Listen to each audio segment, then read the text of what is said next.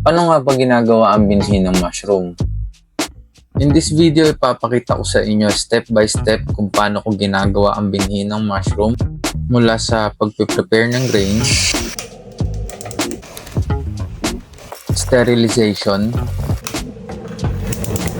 paggawa ng mother spawn galing sa tissue culture, at cloning. Meron lang ako ditong sorghum grains. Kahit anong grains pwede. Pwedeng crack corn, concentrate, o marami kang pera, munggo. Pagkatapos, hugasan lang itong grains ng paulit-ulit hanggang maging malinaw yung tubig. Pag ganyan nakalinaw yung tubig, pwede mo nang pakuluan. Importante itong step na to kasi kailangan half cook lang yung pagkakaluto.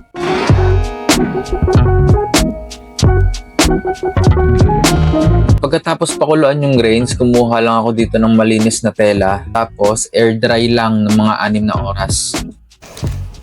Kailangan polypropylene plastic yung gagamitin dito kasi heat resistant tong plastic na to.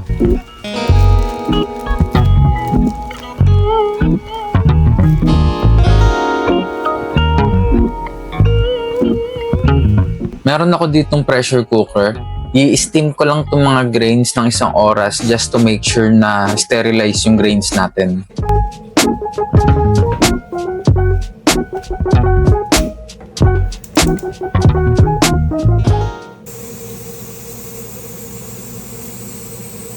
Basta kumukulo ng ganyan, bilang tayo na 1 oras.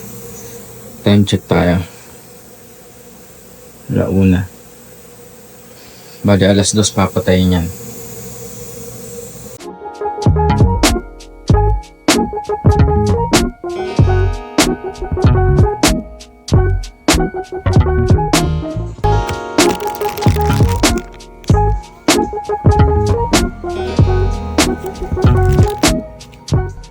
Sa part na to, kailangan malinis yung working area mo tsaka sterilize lahat ng tools na gagamitin.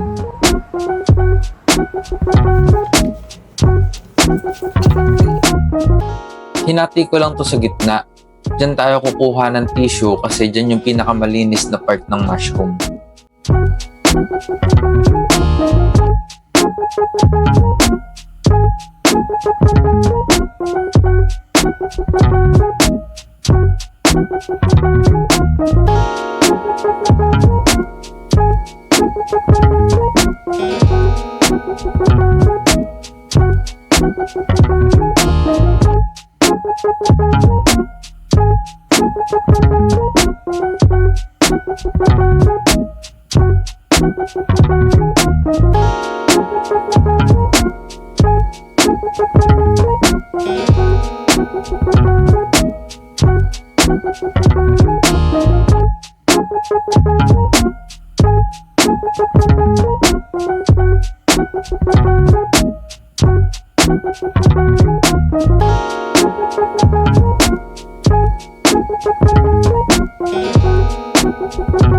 After 2 weeks, pwede na yan i-clone.